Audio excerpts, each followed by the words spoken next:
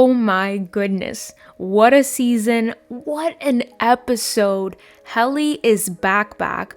Irving is not dead. Mark is going through severe trauma, and Miss Huang is being extremely petty. Everything is so dynamic and ever-changing, so without further ado, let's get into this episode.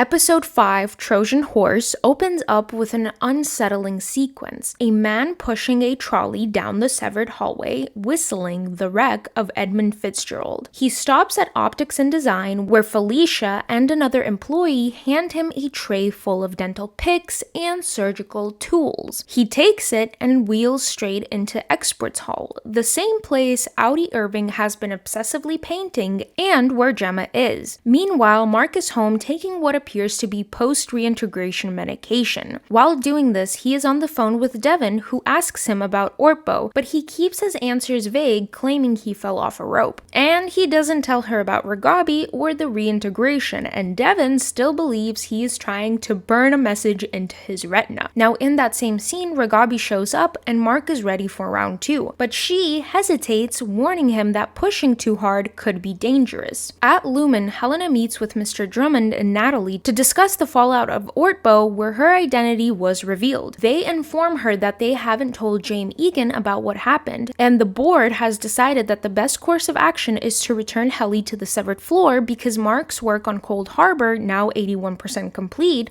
will not continue without her. Moreover, her father encourages it. And then Helly steps out of the elevator for the first time this season, immediately questioning who Miss Huang is. Miss Huang takes her to Milchick's office where Mark and Dylan are waiting. They demand answers about Irving, why he tried to drown Helly, and whether Helena had been spying on them. Milchick explains that Helena was conducting valuable research, but that Irving misunderstood the situation and attacked her, leading to his permanent dismissal. Dylan presumes that means he's dead, but Milchick insists that Irving's Audi has departed on an elongated cruise voyage. Milchick then launches into an explanation of the Grakschupen, a Swedish king who disguised himself in a grey robe to learn what people truly thought of him, claiming that Kier Eagan did the same and that Helena was following in his footsteps. Mark calls it smells like horse shit. Because, well, honestly, it is. Back at MDR, Irving's desk is gone and his photo is removed from their team picture. Dylan asks for a funeral for Irving and Milchick allows it. At the funeral, Dylan gives a eulogy, they eat the watermelon that is shaped in Irving's head, and later, when everybody has left, Dylan notices the hang in their poster, something that Irv told Dylan in the end of episode 4. Just remember,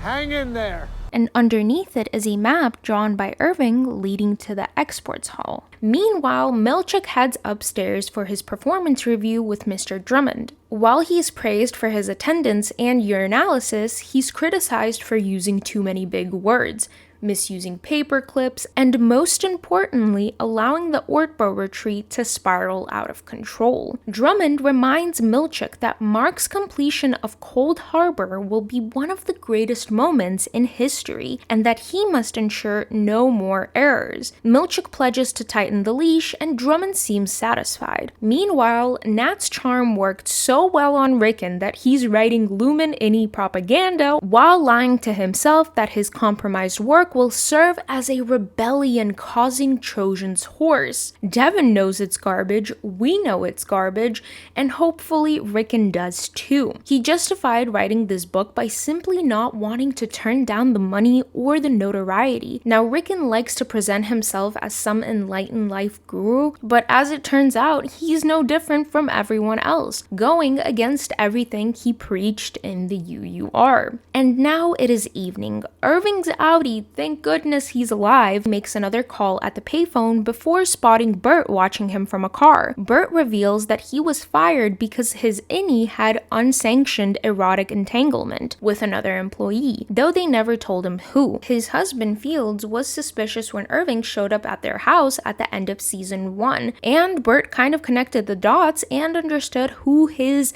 erotic entanglement was with. Bert then invites Irving to dinner, and Irving accepts. Meanwhile, Mark returns home to find Ragabi going through Gemma's stuff, and she explains that this would trigger him. He asks if Lumon is hurting her, and Ragabi simply replies, "I don't know." Then Mark's reintegration flickers. He suddenly finds himself standing in a bright white hallway at Lumon. Miss Casey appears in front of him. For the first time, Mark sees his wife, but just as quickly he snaps back to reality, standing alone in his house, completely shaken.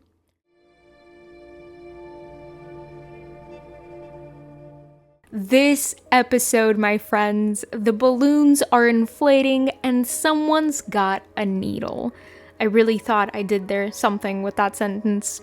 Doesn't sound that good, but I'll still leave it in. Let's get into those theories. And I never thought I'd say this, but Milchik could actually end up being an ally. He's been the ultimate company man, but now the cracks are showing. Maybe he's just fed up with Lumon's nonsense, especially after his brutal performance review. I get the whole Ortbo situation of them once again losing control, but really, because he misplaced paper clips? But the real question is, who would he join? Cobell, who also has her own complicated relationship with Lumon, or the Innies, the very people he's been controlling for years. So that's gonna be kind of interesting, and I wonder if Natalie is gonna join him. Let's move on to Dylan's discovery of Irving's secret note behind the hang in there poster. So he discovers it, but then he puts it back. Why? Was he afraid of getting caught? Worried about losing his Audi family visitation privileges? Or maybe, for now, he's done chasing the truth. And honestly, I kind of believe it. Mark's behavior this episode plays a big role. No blame on Mark though, but as a team leader, his doubt affects everyone. When the leader stops believing, the rest kind of start questioning what they're even fighting for. So maybe it was that. Or did he just somehow magically memorize it? Which could also totally be plausible. Now, as for Mark, he is an emotional mess this episode, and we cannot blame him for this. It is important for us to remember that he was literally a victim of SA by Helena because he never gave consent to Helena. And now he is completely confused and probably feels betrayed by Helena and possibly Helly too, which is understandable because he now doesn't trust nor Helena nor Helly. And on top of all of that, he's dealing with Gemma and Miss Casey and his reintegration flashbacks. So let's just leave Mark be for now. Now, my second favorite character after Milchik is of course Rickon, and he is the ultimate sellout. Nobody was surprised. Of course he sold out. Money and fame, even though he will most likely be famous only within the severed floor, they do change people, and let's be honest, he was always about the image of being enlightened, not the reality of it. Now, a couple of things I did notice that sparked my interest, because if it wasn't for that, I would have just been like, yeah, he sold out, no biggie, no surprise. In the scene where we find out he kind of sold his soul to Lumon, on his desk, he has multiple stacks of paper with post-it notes on them,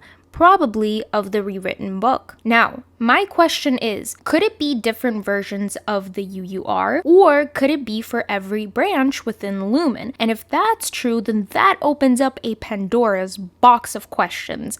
What does it mean it's different for every branch? That means every branch is doing something differently, and if we're seeing this branch, and this branch is already doing horrible things, then there could be other branches that are doing even more horrible things. And if it's none of the above, could there be another company involved in this too? There's a lot of questions, no real answers just yet. Now, another thing I've noticed after reading his book and watching season 2 episode 4, I am 99.9% sure that he wrote Appendix 4. Now, why do I bring this up? Well, because it really seems like he went without a fight towards Lumon and rewriting his book, the UUR. Now, I believe he has been previously working with Lumon kind of like a contractor, and when he writes his previous books were bestsellers, I don't think they were bestsellers in the real world, I think they were bestsellers within Lumon's walls. So every one of his book has been reprinted for Lumon. Let me know what you guys think about this one. And finally, does anyone at Lumon actually know what they're doing? Mr. Drummond told Helena, And the work is mysterious and important.